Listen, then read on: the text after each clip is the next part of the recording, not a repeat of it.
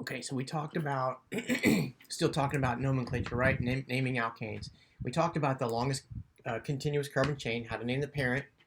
We talked about, where am I here? We talked about how to name substituents, right? Which is very much like naming the parent chain. And then finally, the third part is we have to number the substituents and then paste everything together. So my guess is that you're going to find that number one is the hardest thing, I guess, but we're going to end up when we paste things together,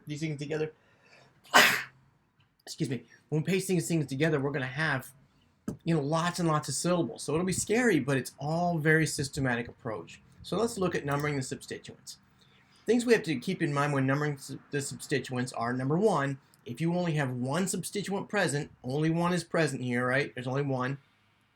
Can you see this is a heptane here? Right? Hept for 7. You only have one present, so you could either call this 2-methyl heptane or 6-methyl heptane. And the correct one is when it's the lowest number. Okay, so if one substituent present, then you number it such it's the lowest possible number. When multiple substituents are present, you number the parent chain to give the first substituent the lowest possible number. The first one to give the lowest possible number, okay?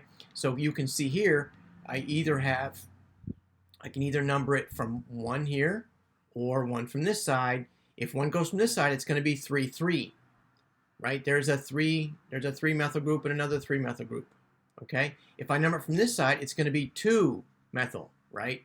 And so 2, 5, 5 beats out 3, 3, 6 because the first number is lowest. So when multiple substituents are present, the parent chain, you number the parent chain to give the first substituent the lowest possible number.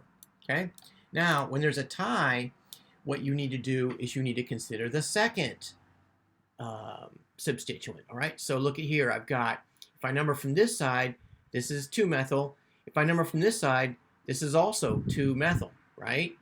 So now what I need to do is consider this next group. 3-methyl or 5-methyl. So 2, 3, 6 beats 2, 5, 6. Okay? So and then you sort of step your way down there. Now we're not going to get we're not going to get compounds much more complicated than that. So let's leave it at that for now. Now, if there's no other tiebreaker, for example, 1 chloro or 1 bromo, then you go with the alphabetic, right? So Br is lower in the alphabet than Cl, and so it's going to be 1 bromo. All right. So the same thing applies for same thing applies for cycloalkanes. If we have, we could either number this 1, 2, or 3, or 1, 2, or 3. So it looks like 1, 1 is going to be 1, 3, 1, 3, right? So we're going to number these we're going to number these substituents and then find and number the chain based upon what gives us the lowest number of substituents.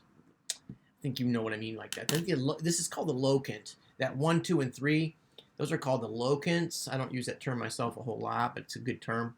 We're going to number the parent chain since it gives us the lowest locants. All right, now we have to put everything together, right? So we've numbered everything. We've named the parent chain. We named the substituents. We numbered the substituents. Now we have to paste everything together. And it's just like getting a bunch of pieces of paper and some tape and putting them together. And you tape them together in alphabetical order. Yes, in alphabetical order. You do not account for di, tri, tetra in your alphabetization. Okay? So, for example, if I had di-methyl, tri-ethyl, right? We don't consider this when alphabetizing, so E comes before M, right, when we're alphabetizing. We'll be doing that a good bit. All right, so in summary, we identify the parent chain, we identify and name the substituents, we number the parent chain, assigning numbers to the substituents such that it gives us, you remember how, the lowest numbers, right? And then we list the numbered substituents before the parent name in alphabetical order. All right. So here's an example, a really good example. We find the longest continuous carbon chain, and that's it right there. It's 6. So we go 1, 2, 3, 4, 5, 6.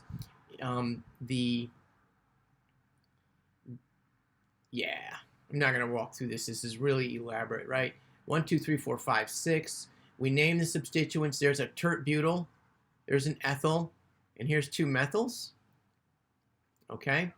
And so B comes before E, which comes before M, right? So we say 1 tert-butyl, 2 ethyl, 4,4-dimethyl cyclohexane. We're going to practice with smaller molecules than that before you get used to something like this. All right, go do an easy one. Good luck.